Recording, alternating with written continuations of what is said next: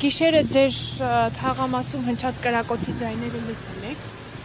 Բա ինչ են կարել, տունը նստած է, այստեղ իրանք սվարկա են անում, ես իմացա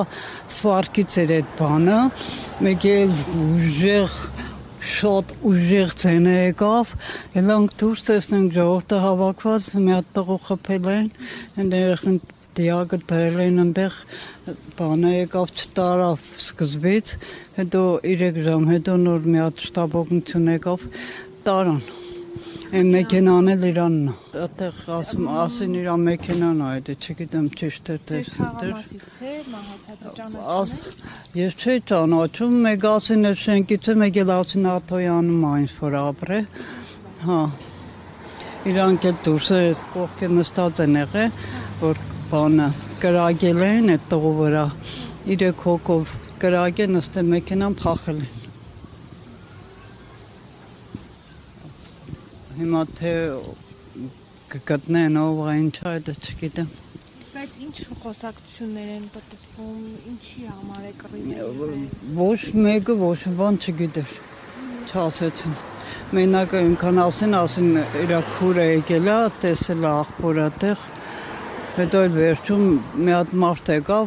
ձենը լսենք, ասեց ես պապան եմ իրա, այդքան բան։ Ու տարան երեխան բանը մարմինը դրեցին շտապօգնություն մեքենան, այն սկզբինը չտարավ, երկրորդը եկավ տարավ։ Իսկ 15-ամյա անչափահասին ճանաչում եք, թաղամասից է եղել, որ վնասվել է։ Չգիտեմ։ Այդ երեխուն էլ չեմ ճանաչել, շատ գիտեմ, մեկան կրակեցին, այնքան այդ հարևանները դուրսն են եղել, կողքի, ասեցին բանը։ 3 հոգի նստան, կրակեցին, նստան մեքենան, այստեղ էլ այդ գծագիրը որ կա է, այստեղ մի հատ բանը,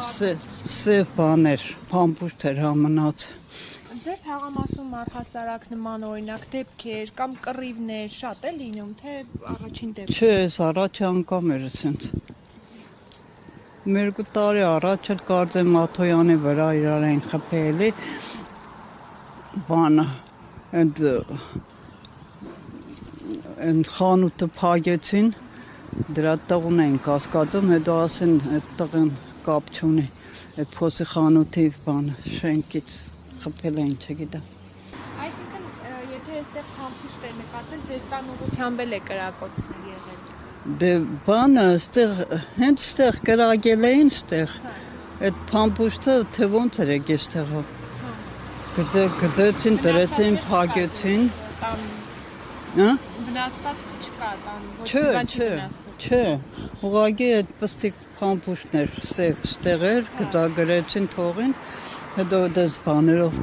կաբեցին, փակին ճանապարհը։